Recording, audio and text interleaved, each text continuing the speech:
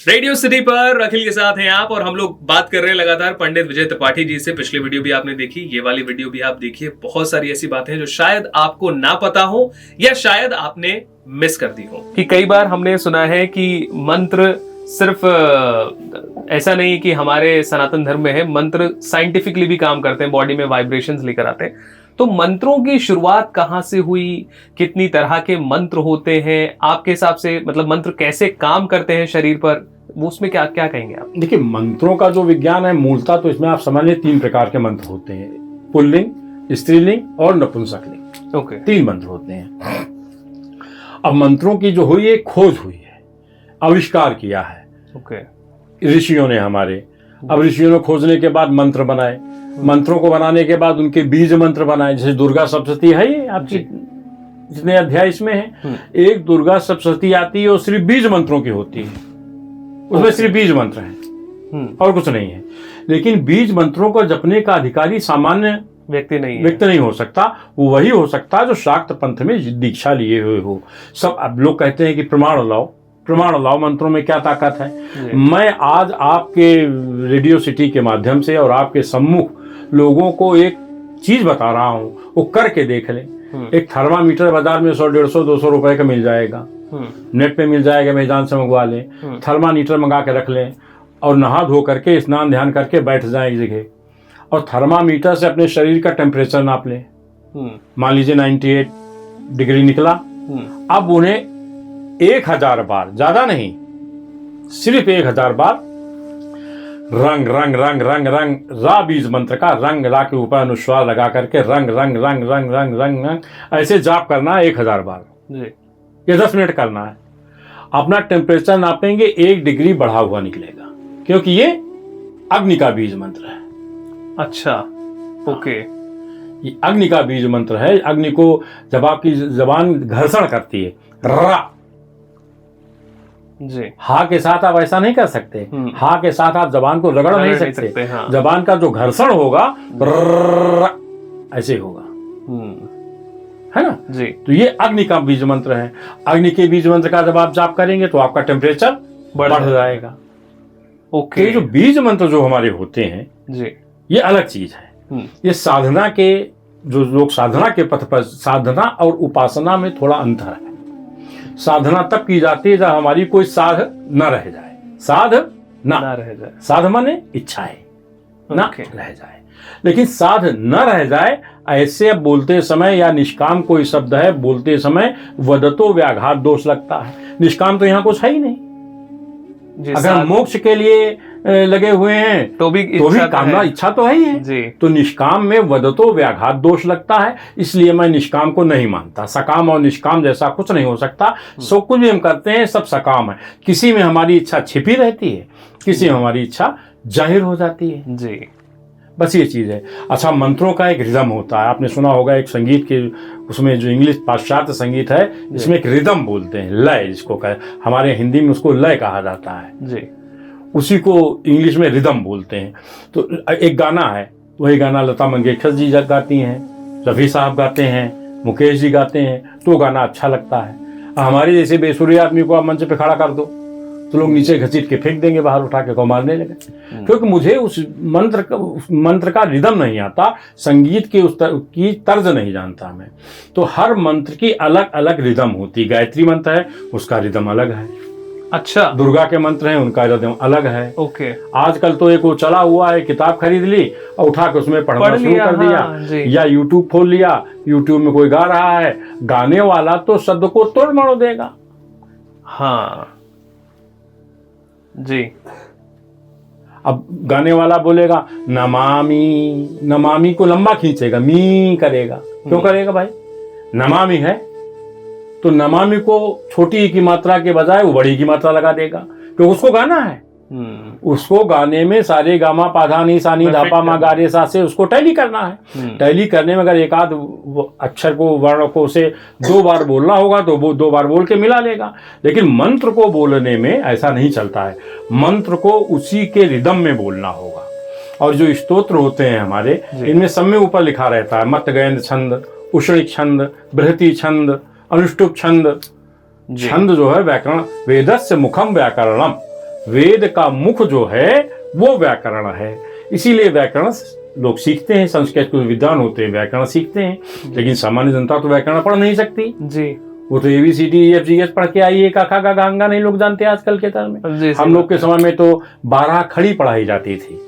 अच्छा, कक्का किक्की कुक्कू के कोको कंका, कक्का किक्की कुक्कू के गोगो गंगा, गगा किक्की गोगो, ऐसे पढ़ाया जाता है 12 खड़ी, ताकि हमारी जबान कोई भी अक्षर कोई भी वाक्य बोलने के लिए परफेक्ट हो जाए, तैयार हो जाए। तैयारी कराई जाती थी, यह अभ्यास होता था।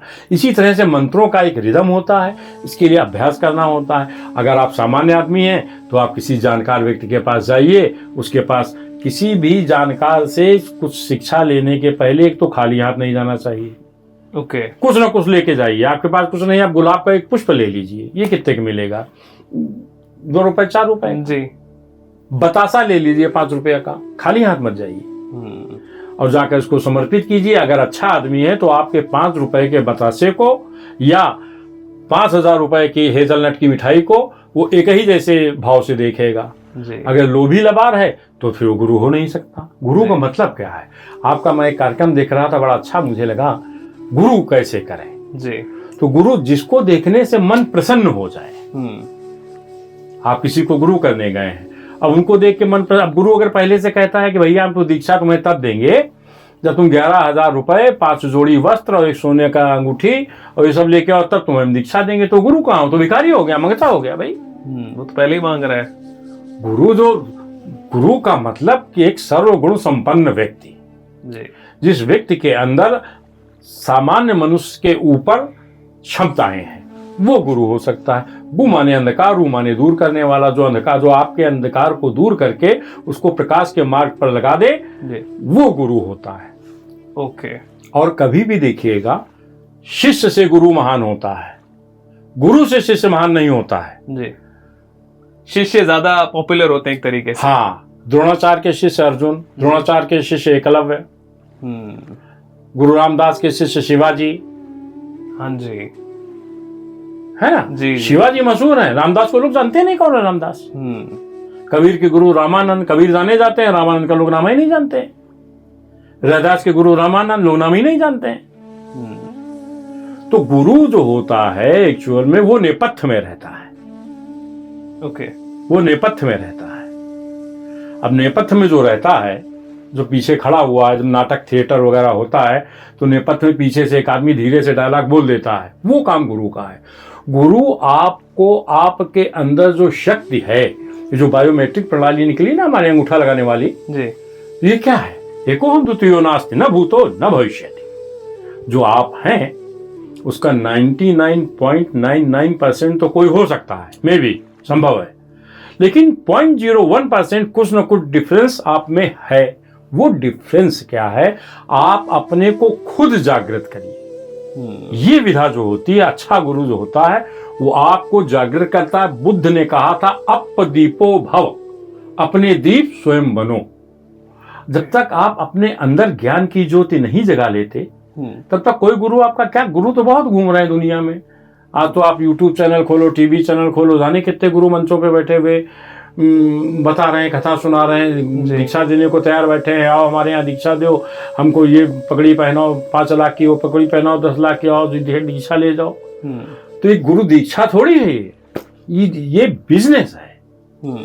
गुरु के तो चरणों में बैठ करके ज्ञान प्राप्त किया जाता है। गुरु क्या करता है? गुरु के चरणों में आप बैठे, गुरु ने आपको बता दिया।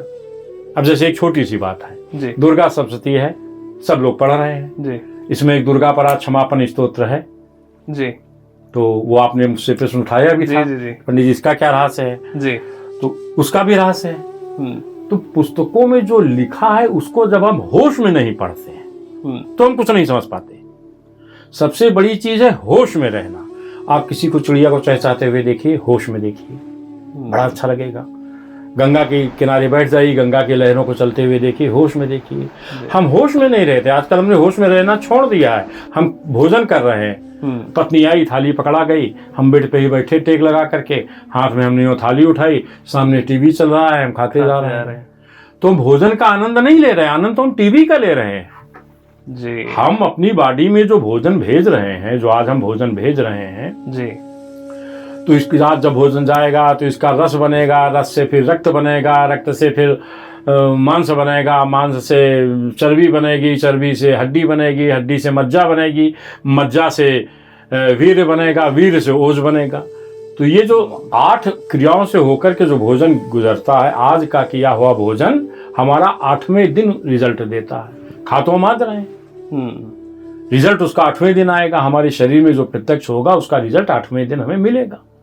तो अब हम पेट्रोल पंप पे जाते हैं, एक हमने 10-15-20 लाख रुपए की कार ले ली, जिसकी लाइफ ज़्यादा से ज़्यादा 15 से 20 साल बहुत केयर से रखेंगे तो उसमें पूछते हैं भैया पेट्रोल मिलावटी तो नहीं है, शुद्ध है ना, मिलाया तो नहीं कुछ, वो भी बढ़िया वाला देना।